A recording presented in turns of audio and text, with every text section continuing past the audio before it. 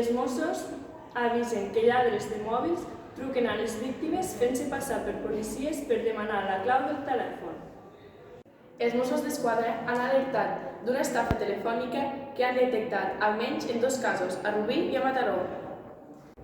Són situacions en què una persona que li han robat el mòbil rep una trucada d'algú que es fa passar per policia i li demana la contrasenya del telèfon per entrar. Els Mossos han fet una crida a no facilitar aquestes dades, ja que els que truquen no són agents del cos, sinó lladres del dispositiu que demanen la contrasenya per poder-hi accedir. Quan els Mossos recuperen un mòbil robat, fiquen al propietari a comissaria.